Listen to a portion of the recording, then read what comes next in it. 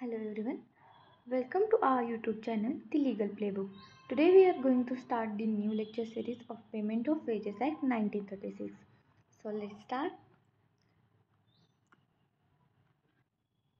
Okay. Payment of wages act 1936 जो है payment of wages act 1936. Okay, तो यहाँ पे क्या बोला है कि अरेंजमेंट ऑफ सेक्शंस देखेंगे. सबसे पहले तो हम अरेंजमेंट क्या है, अरेंजमेंट ऑफ सेक्शंस देखेंगे. उसके बाद हम बेयर एक्ट रीडिंग स्टार्ट करेंगे. टेबल चार्ट वाइज देखेंगे. ओके, तो सबसे पहले तो सेक्शंस में short title, extent, commencement and application. Short title, extent, commencement, application क्या है वो देखेंगे.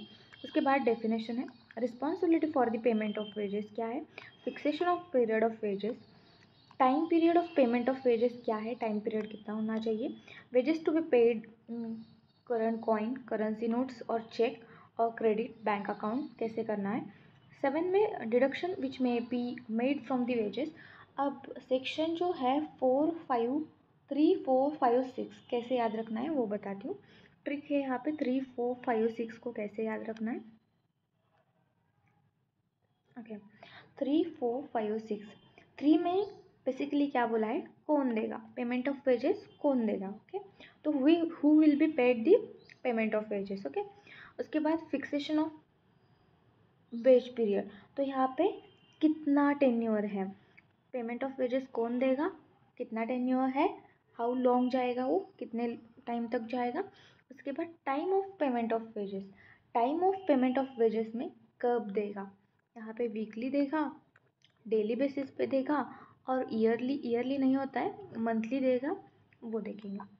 उसके बाद 6th में क्या होगा, wages to be paid in current coin और करेंसी नोट्स. मतलब अब यहाँ पे कैसे देगा आएगा, तो हाउ विल बी पेड. ये हुआ ट्रिक. सबसे पहले तो क्या हुआ, कैसे देगा. सबसे पहले तो कौन देगा आएगा. कौन देगा, एम्प्लॉयर देगा. फिक्सेशन ऑफ वेजेस पीरियड में कितने टेन्योर तक देगा. उसके बाद time of payment of wages कब देगा. उसके बाद wages to be paid in कैसे देगा. ओके, कैसे देगा, हाउ विल बी पेड, वो यहाँ पे सेक्शन 6 में आएगा. ये 4 सेक्शन ऐसे आप रख सकते हैं. कौन कितने टेन्योर तक कब देगा और कैसे देगा. कौन देगा, कितने टेन्योर में देगा और कब देगा और कैसे देगा. Okay, section 7. अब सेक्शन 7 में डिडक्शंस देखेंगे. क्या होता है डिडक्शन, जो deduction which may be from the wages. Deduction क्या होता है, जो वेजेस एम्प्लॉयर एम्प्लॉय को देता है. जब वेजेस देता है तब डिडक्ट करता है. जो वेजेस है वो कम कम देता है, क्योंकि अगर हम देखेंगे कि कौन कौन से ग्राउंड से डिडक्शन कैसे करता है. एब्सेंस फ्रॉम ड्यूटी, डैमेजेस जो है, deduction for service rendered, deduction for recovery of advances, deduction for recovery of loans. तो आप इसे याद रख सकते हो. और 8 में क्या दिया गया है, फाइन दिया गया है. उसके बाद जो है सेक्शन 12 में deduction of recovery of advance अगर दिया है तो रिकवरी ऑफ एडवांसेस में डिडक्शन करेगा. सेक्शन 12 में deduction for recovery of loans, अगर एम्प्लॉय ने लोन लिया है एम्प्लॉयर से तो वो भी डिडक्ट करेगा. Section number 13 deduction for the payment of cooperative societies and insurance scheme को अगर एम्प्लॉय ने पे किया है तो वेजेस वहाँ पे डिडक्ट होगा. 13A में मेंटेनेंस ऑफ रजिस्टर और रिकॉर्ड्स जो है वो एम्प्लॉयर की यहाँ पे ड्यूटी है, एम्प्लॉयर की ड्यूटी है यहाँ पे. उसके बाद इंस्पेक्टर कौन होगा, उसके ड्यूटीज़ क्या है, वो सेक्शन 14 में दिया गया है. उसके बाद facilities to be afford to inspector. Facilities to afford to inspector, कैसे फैसिलिटीज़ अफोर्ड करना है इंस्पेक्टर को वो देखेंगे. 15 में claim arising out of deduction from the wages delay in the payment of wages. Malicious और वेक्सासियस क्लेम होगा तो वहाँ पे प्रोसीजर कैसी होगी वो देखेंगे. Simple application in respect of claim for unpaid group के लिए, अगर आपने सिंपल एप्लीकेशन करना है, अगर आप पेमेंट ऑफ वेजेस नहीं हुआ तो क्लेम कैसे करेंगे. अपील, एग्रीव पर्सन क्या करेगा, अपील करेगा, आइदर एम्प्लॉई और एम्प्लॉयर. और उसके बाद 17A में condition of attachment of property of employer. Employer की प्रॉपर्टी यहाँ पे अटैच की जाएगी अगर अदर पर्सन है वो पेमेंट ऑफ वेजेस उसने नहीं पे किया होगा तो. उसके बाद 18 में क्या है, power of authorities appointed under 15 power of authorities appointed under 15 में क्या, क्लेम अराइजिंग आउट ऑफ, देखा हमने deduction from the wages of delay of payment. Delay, अगर पेमेंट ही डिले हुआ है, क्लेम कैसे अराइज होगा?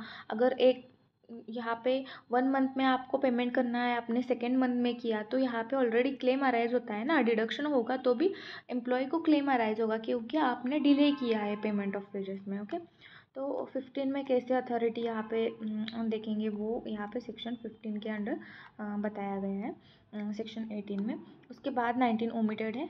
20 में पेनाल्टी फॉर एन ऑफेंसेस, ये चार्ट में देखेंगे, सबका चार्ट है, इस चार्ट में ही देखेंगे। Procedure in the trial of offences. उसके बाद 23 में बार ऑफ द सूट, आप सूट में कब फाइल नहीं कर सकते। 22 में protection of an action taken in the good faith. उसके बाद कॉन्ट्रैक्टिंग आउट, कॉन्ट्रैक्टिंग आउट कैसा होता है, डेलीगेशन ऑफ पावर क्या होता है, display on the notice board abstract of the act, क्या एब्स्ट्रैक्ट है वो display on the notice board. Payment of undisturbed wages in the cases of death of employ, जो पेमेंट ऑफ वेजेस है किसको करना है वो देखेंगे। रूल मेकिंग पावर किसको है वो भी देखेंगे। Okay, so let's start to read the bare act. हम बेयर एक्ट रीड करेंगे अब। ओके, तो payment of wages act, act number क्या है, एक्ट नंबर बार बार नहीं बताऊंगी, एक्ट नंबर क्या होता है। 1936 में फोर्थ एक्ट है, मतलब 1 2, ये फोर्थ एक्ट है, फोर्थ एक्ट इनैक्ट हुआ है। ओके, तो इसको हम एक्ट नंबर बोलते हैं, एक्ट नंबर 4 ऑफ 1936। एमसीक्यू में आ सकता है, आप याद रख सकते हैं। ओके, 23 अप्रैल आपको डेट याद रखनी है, 23 अप्रैल 1936। उसके बाद an act regulate to promote the payment of wages in certain classes, मतलब सर्टन क्लासेस में एम्प्लॉयड पर्सन, जो एम्प्लॉय है उसको क्या करता है, रेगुलेट करता है पेमेंट ऑफ वेजेस के लिए। जो whereas it expedite to regulate the payment of wages to certain classes employed person, it hereby enacted। हम सबसे पहले तो सेक्शन 1 देखेंगे। Section 1 title, short title, extent, commencement and application क्या है। दिस सेक्शन में be called as an payment of wages act 1936, extent to whole of India. It shall came into force on such date, central government make notification in the official gazette upon, क्या बोला है, this shall, it shall came into force on such date, जब central government है यहाँ पे, आपको याद रखना है सेंट्रल गवर्नमेंट, एमसीक्यू में आ सकता है। सेंट्रल गवर्नमेंट कहीं कहीं पे अप्रोप्रिएट गवर्नमेंट होता है, लेकिन पेमेंट ऑफ वेजेस में सेंट्रल गवर्नमेंट है। By the notification in the official gazette upon, it applies to first instance to the payment of wages person employed in factory to the person employed otherwise than the factory upon railway by railway administration, either directly or through the subcontractor, by a person fulfilling the contract with the railway administration, and to a person employed in the industrial other establishment specified in clause A and G of the section 2 में बोला है। कहाँ पे ये application दिया गया है, कहाँ कहाँ पे एप्लीकेबल होता है ये। Applies to first instance of payment of wages to person employed in the factory, factory में होगा person employed otherwise than the factory, factory में नहीं होगा, यहाँ पे होगा, ऐसे बोला है। Upon railway by railway administration पे होगा, directly through subcontractor person fulfilling the contract, fulfill कर रहा है in railway administration, and the person employed in industry other establishment specified in A to G में, जो सब सेक्शन 2 में बोला गया है वहाँ पे वो एप्लीकेबल होगा। उसके बाद जो 5th पॉइंट है वो क्या है, अप्रोप्रिएट गवर्नमेंट में। अब अप्रोप्रिएट गवर्नमेंट का रोल आ गया है यहाँ पे। अप्रोप्रिएट गवर्नमेंट में give after 3 month notice intention to doing notification official, ये जनरल रूल है, यहाँ पे एप्लीकेबल होगा ये।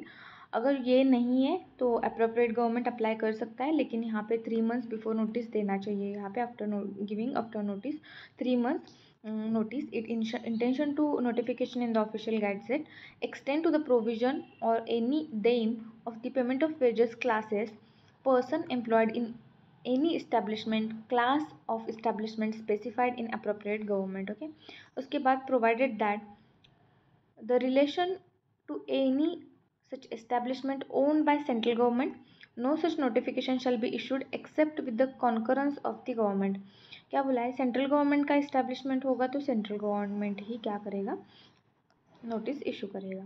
उसके बाद last point, The act applies to the wages payable to an employed person in respect of wages in such wages for that period of not exceeding 24,000 rupees. क्या बोला है कि act of wages payable employed person in respect of wages period if the wages for that act not exceeding 24,000 से क्या होना नहीं होना चाहिए, ज़्यादा नहीं होना चाहिए, और per month or higher sum which the basis of figures consumer expenditure survey published in the national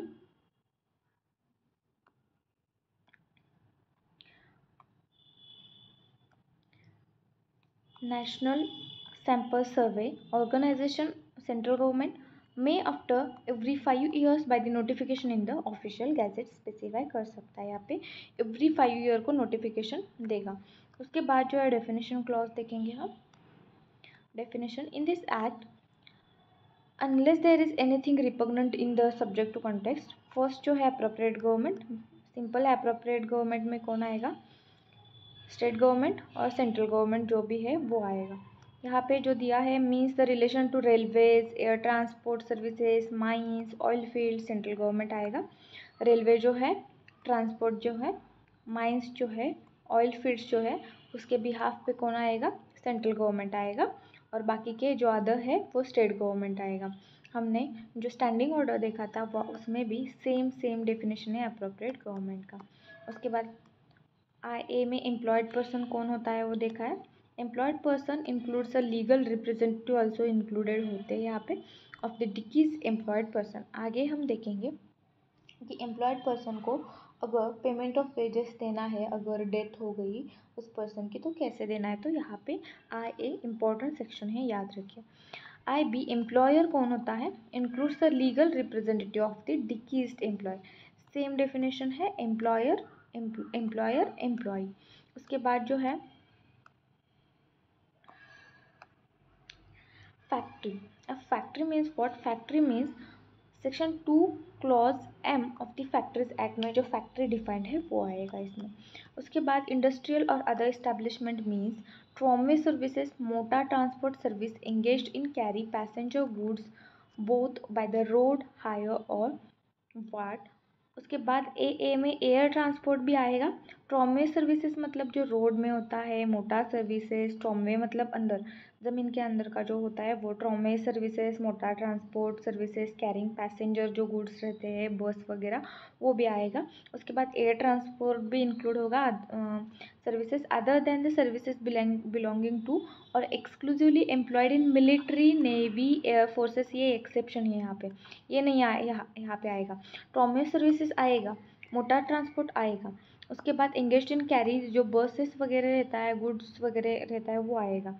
उसके बाद एयर ट्रांसपोर्ट भी आएगा, लेकिन military, naval, air forces of union और civil aviation department of the government यहाँ पे नहीं आएगा, ये एक्सेप्शन है.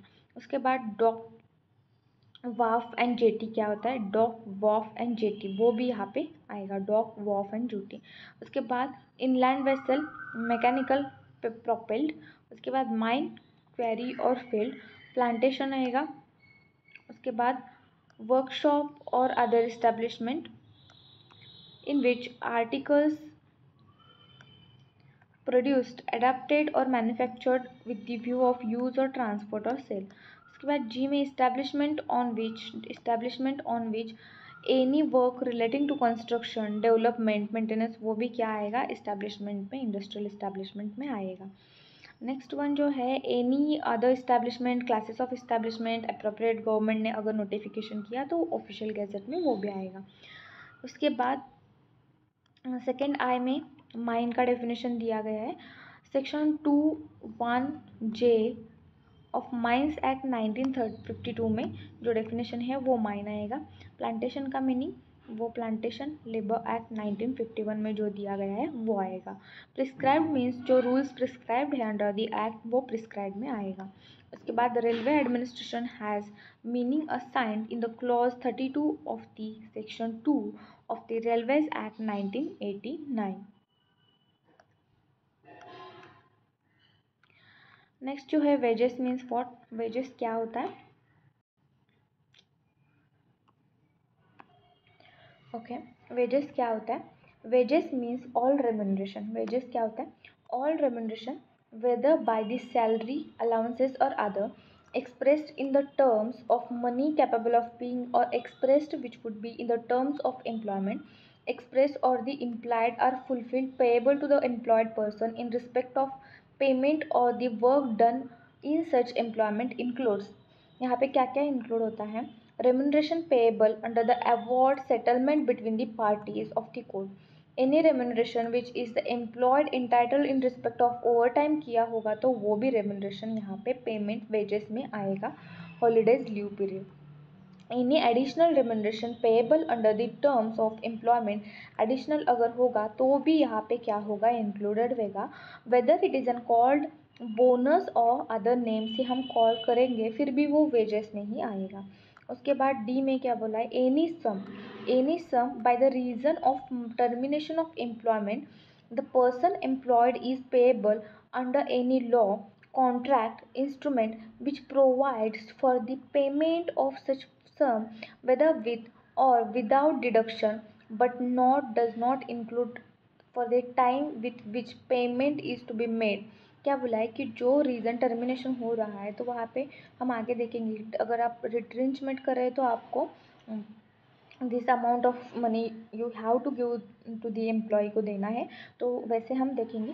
Any sum of which the person employed in entitle under the scheme जो है फ्रेम्ड अंडर लॉ और time being in the force में जो स्कीम में अगर वो बैठता है तो वो भी वहाँ पे वेजेस में आएगा। बट डज नॉट इंक्लूड, यहाँ पे क्या क्या इंक्लूड नहीं होगा? Any bonus under a scheme, profit otherwise which does not form the part of remuneration, part का रेम्यूनरेशन में नहीं आएगा, वो नहीं आएगा। Terms of employment which not payable under the award और सेटलमेंट ऑफ पार्टीज बिटवीन। उसके बाद वैल्यूएबल हाउस अकोमोडेशन दिया है अगर एम्प्लॉयर ने, लाइट सप्लाई दिया है, वाटर है, मेडिकल है, अटेंडेंस है, तो यहाँ पे पेमेंट ऑफ वेजेस में नहीं आएगा। उसके बाद any contribution paid by employer, अगर एम्प्लॉयर ने कोई तो कॉन्ट्रीब्यूशन दिया है, अगर जो स्कीम्स है तो स्कीम्स में एम्प्लॉयर ने दिया है तो यहाँ पे पेमेंट ऑफ वेजेस नहीं आएगा वो जो दिया है तो। उसके बाद फोर्थ, एनी ट्रैवलिंग अलाउंसेस दिया है वो भी नहीं आएगा। Any sum paid employed person to defray special expenses entailed to him by the nature of this employment। उसके बाद any gratuity payable on the termination of employment in case other than those specified in D में जो बोला है वो। हमने section 1 and section 2 cover कर लिया, आगे के सेक्शन में 3, 4, 5, 6 देखेंगे। Thank you.